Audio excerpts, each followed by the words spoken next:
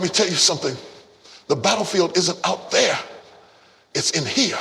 It's not what they said, not what they did, not how they walked away, not how they ignored your kindness. It's what you told yourself afterward that did the real damage. That inner conversation you had when the door closed, that silent storm inside your head when the phone didn't ring. You've been rehearsing wounds, replaying offenses, and relieving moments that you should have released a long time ago. You keep telling yourself, they don't respect me, and now you're mad. You keep telling yourself, they're always trying, and now your chest is tight. You keep saying, they're trying to make me look small, and now you're reacting like you've got something to prove. But can I say this? You will never walk in real peace until you learn how to master your internal dialogue, until you learn how to speak to yourself. Because here's the truth. It's not their behavior that breaks you. It's your interpretation of it. Some of y'all are fighting ghosts. They're already gone, but you're still mad. They moved on, but your spirit is still in the argument. They said it once, but you've repeated it 1,000 times in your own mind. Hear me? You have to stop letting the echo of other people's opinions become the voice of your truth. What does God say about you? What do you believe about yourself? When the fire comes, when the insult lands, when the disrespect hits, what's your response to yourself? You can't stop people from being petty. You can't stop people from being broken. You can't even stop them from throwing shade. But what you can stop is the way you digest it. See, every time you rehearse that offense in your mind, you're feeding the flame. Every time you tell yourself they're always against me, you're watering that weed.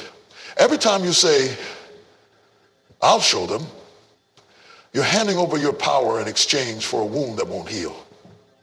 That's why I say, speak peace to yourself. Speak truth to yourself. When they walk out, tell yourself, God has something better. When they insult you, tell yourself, that ain't who I am. When they lie, tell yourself, truth doesn't need applause to stand. You don't need to argue. You don't need to prove your worth. You don't need to clap back or post a response. Your spirit is too expensive to spend it on cheap battles. You've got too much destiny ahead to keep getting detoured by every dog that barks on the road. And I know it's hard. I know it hurts when people you loved don't love you back. I know the sting of being overlooked, the ache of being misunderstood. But don't let that pain become your inner playlist. Don't let a temporary rejection become a permanent script. Because if the enemy can destroy you with what they did, he'll try to destroy you with what you think about what they did. And some of you are under siege, not by the enemy outside, but by the enemy within. You're so angry, not because you're weak, but because you give your thoughts permission to roam wild. You've got to take back the wheel, errors the lies, challenge the narratives, silence the noise. You've got to wake up in the morning and speak life into your own spirit. I'm not what they said. I'm not what I lost. I'm not who they walked away from, how they treat you.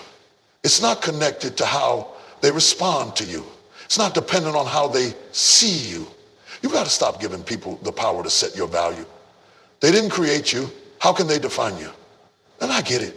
I know what it's like to bend over backward trying to make someone love you.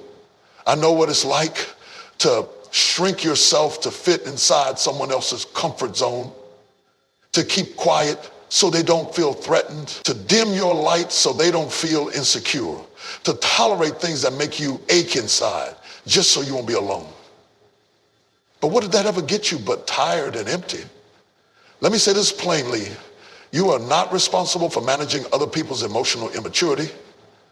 You are not required to earn the right to be respected. You do not have to perform for love.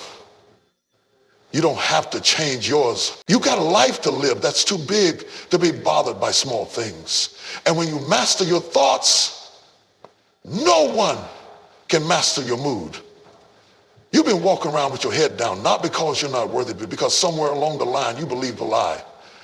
You let someone else's brokenness define your beauty. You let someone else's silence define your value. You let someone else's insecurity start to echo as your truth. Imagine that's in a landscape of the earth. And I came to break that lie right now. Let me ask you something. Why do you keep letting people who don't even love themselves tell you how to feel about you? Why do you keep waiting on validation from people who couldn't even recognize your worth if it sat in their lap? Can I tell you something that will free your soul? I am fearfully and wonderfully made. I am chosen. I am anointed. I am healed. You got to anchor yourself in truth, because life is going to come for your peace. People are going to come for your joy. But when you've trained your mind to sit still in the presence of chaos, when your thoughts are guarded and your heart is rooted, you can walk through the fire and not be burned. So don't tell me you can't do it. Don't tell me you can't forgive. Don't tell me you can't move on. Don't tell me you can't let go. You can. But you got to rewire the voice in your head. You got to teach your soul how to speak peace louder than your pain. Let them say what they want. Let them act how they want. Let them be who they are. But as for you, you've got work to do. You've got purpose to fulfill. You've got a mind to renew, a left to be accepted. That's slavery, not love. That's bondage, not relationship. That's manipulation, not friendship. And hear me, if someone has a problem with you shining, then they were never meant to walk with you in the first place. You were never created to be someone else's mirror.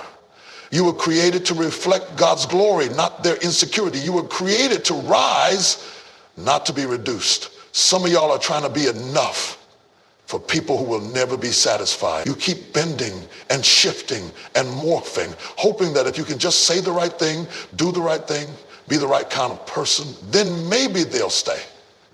Then maybe they'll love you. Then maybe they'll see you. But let me tell you something real. It is not your job to convince someone to love what they can't recognize. If they can't see you, it's not your failure, that's their blindness. If they can't handle you, that's not your flaw, that's their limitation. Don't you dare make yourself smaller so somebody else can feel big. You don't owe anyone an explanation for being who you are. You don't need to apologize for your strength. You don't need to hide your calling, your gift, your light, your voice, just so someone insecure won't feel exposed. You were born to stand out, not to blend in. You were born to disrupt, not to disappear. And here's where the real freedom comes: when you stop trying to extract your value from external behavior. When you finally understand that how they treat you is not a reflection of who you are, it's a reflection of where they are. Hurt people, if you let their brokenness bleed on you, you'll start to think you're the one who's cut. But you're not. You're whole.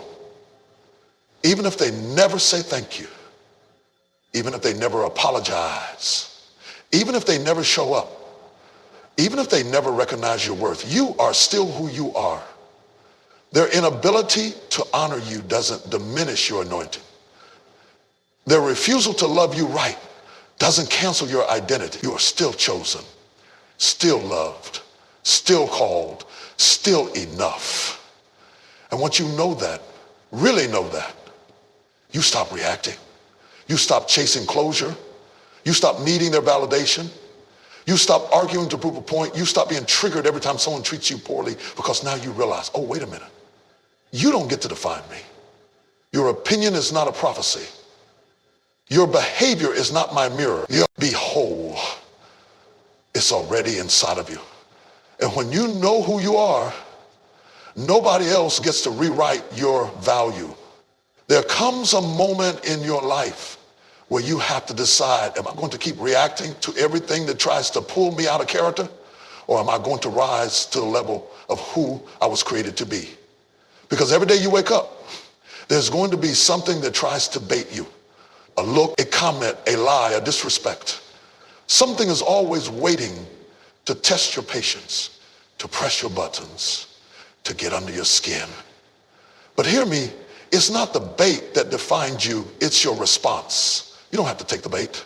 Some of you have been living your whole life reacting. And when you live reactive, you give your power away. One wrong word and now you're in a rage. One disrespectful tone and now your peace is gone. Inconsistency is not my truth. So you can roll your eyes. You can ignore my call. You can leave the text on red. You can walk away without explanation. That's fine. That's your choice. But I won't be moved. I won't beg. I won't break. I won't bend to win back someone who was never built to walk with where I'm going. I've outgrown the need to be liked by people who don't like themselves, because when I finally detach my worth from your behavior, I found my freedom. When I stopped needing your praise, I found my peace. When I stopped expecting you to feel what only God can feel, I found my power. You want to never be bothered by people again? Then settle this in your spirit. You are already enough. You don't need their validation. You don't need their applause.